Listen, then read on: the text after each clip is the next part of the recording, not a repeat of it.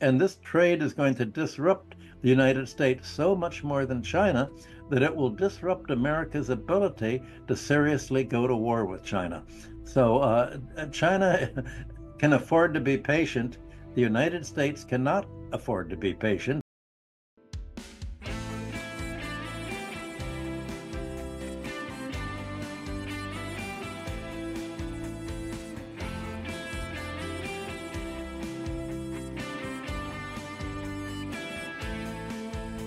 They're afraid to make more orders because at any time the Trump and the Americans can reimpose the tariffs, and 90 days isn't enough. So you're already having a very abrupt stoppage of Chinese exports to the United States, except for the carve out of Chinese factories making iPhones and products for the very large American companies that are large campaign contributors to the Republican Party and to Trump. And I think China said, well, we know that these factories are going to be phased out.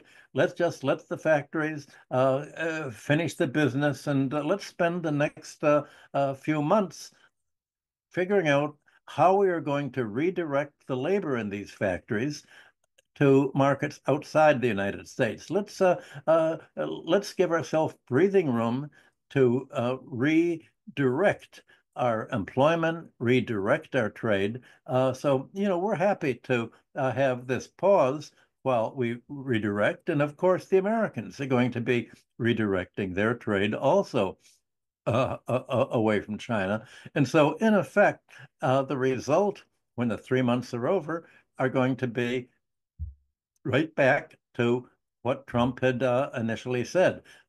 Enormous tariffs on China, even if they're only 40% instead of 125 or 225%. Even a 40% tariff stops the trade between China and the United States.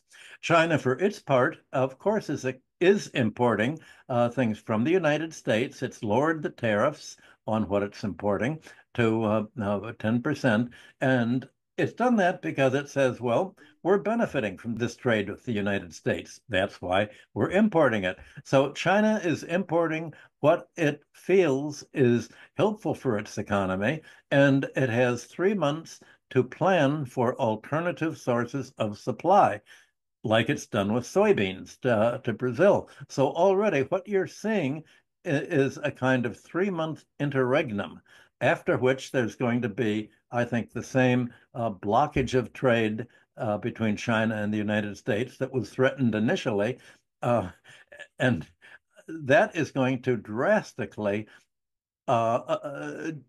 disrupt American supply chains for industry because America is so almost totally dependent on China for medical supplies, even the gowns that they wear in the hospital. America is dependent on China for many parts, for raw materials. All of this is going to be ended within a few months. And of course, the pharmaceutical companies, the hospital companies, and other American companies are going to be importing whatever they can from China during this temporary interregnum, even with the high tariffs that Trump has imposed, because they know that there's going to be a sharp drop off within 3 months. And so you're going to see trade between China and the US actually seeming to recover a bit. But all that is adding to inventories so that the trade can stop down and can stop. And this trade is going to disrupt the United States so much more than China that it will disrupt America's ability to seriously go to war with China. So China can afford to be patient. The United States cannot afford to be patient, and Trump himself is chronically impatient as a person wanting to treat foreign policy as if it's a television show, having to show some kind of progress almost every week, something favorable for them. So that's basically what's happening. There's going to be a break, and I think the three, just as countries are deciding how to reorganize their trade in the next 3 months. There's a big BRICS meeting coming up next month of all the countries, and I'm sure that one of the things they're going to have to discuss will be the creation of alternative institutions to say if we don't have trade with the dollar area, if we don't have payments and international financial relations with the dollar area, then how are we going to structure trade and financial relations among ourselves? That's going to be the topic of conversation. I don't know what countries are going to take the lead in this or what people are going to take the lead in this. But it's going to be an altogether new world, one way or another.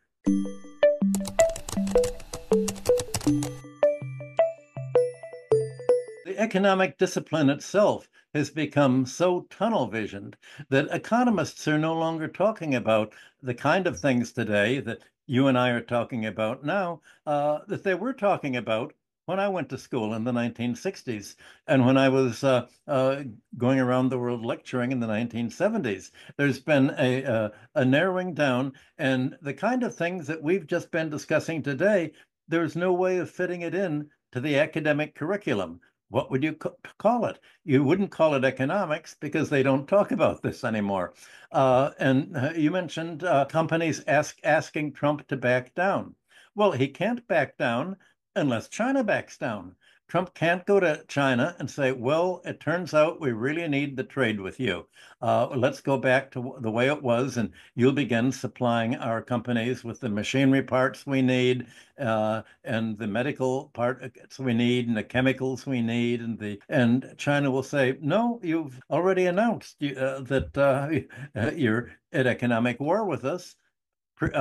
Preparing for military war. I think it's best if you go your way and we go ours. No, you've broken the world, Mr. Trump. It can't go back. China can do absolutely nothing but say we're going. You've created the situation. You're now going to have to live with it. That's China's strong point, and it's America's weak point because America cannot live with so quick a trade and financial separation from China and all this. You also remember even Japan has talked about moving its dollar holdings away from the dollar. Japan is the world's largest holder of U.S. government debt, followed by China. And so Japan may have be a country whose leaders, certainly the corporate leaders, are discussing perhaps we should reorient our trade away from the United States towards China.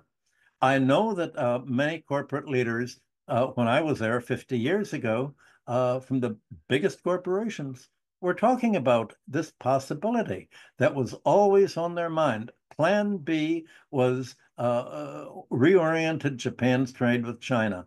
Plan A was the US. Now, for the first time, if Trump's tariffs hit Japan, this is going to lead Japanese industry, whether it's auto companies or steel companies or electronics companies, they're all going to make a very pragmatic calculation as to where their economic interests lie. And the fact is that the world's economic interest for other countries is to trade with China and its allies because this is where the economic growth is. Trading with the United States, especially after Trump's tariff, is a shrinking market. So who do you want to base your trade and financial relations with? With a growing market or a shrinking market? That is the self-interest that other countries have that is going to be a catalyst for them trying to think of new ways of thinking of how do we organize this world to coordinate this reorientation of world trade within the Eurasian continent and the global South, leaving the United States and Europe isolated. Trump's actions are isolating the United States and Europe, as you pointed out. Well, just let them proceed to isolate and go with the flow and say, well, you've isolated from us. You can't expect us to continue to pay all of our debts to you that were entered into in the belief that we could trade. And of course, if you're grabbing our assets abroad, we will grab the American assets in our countries. And especially if there's an agreement among other countries, it won't only be in grabbing the assets in countries that don't pay their debts. It'll be in the whole group of BRICS countries or Shanghai Cooperation Organization countries or whatever countries create this new model for world trade and investment. And all of this was clear to me in 1978. It had to go in that direction. A lot of my talks were in Washington that I gave government officials, even the military. They all expected back then, almost 50 years ago, exactly the break that we're having today. So the United States has been preparing for this for at least 50 years. They read most of my books were read by the U.S. government and by the right wingers, not by left wingers. Amazingly enough. So it's now time for the rest of the world to resume saying, well, let's look at what the third way people wanted in 1954 in Indonesia and the later meetings that they had, all these international meetings. What is it that they were for? Let's see what proposals we can put together to create a viable alternative. And of course, there were alternatives. That's what was discussed in 1944 by John Maynard Keynes, trying to oppose the American-centered International Monetary Fund. There are all sorts of alternative ideas. And all of these already were discussed way back in the 1920s. So there's a huge literature. I don't think it's studied by students who go to the universities, especially if they study economics. So it's a lost tradition of studying that we're bringing up today, and we're trying to actually create this tradition all over again, framing it in the context of the United States and Europe declaring economic war on China, Russia, and the whole rest of the world.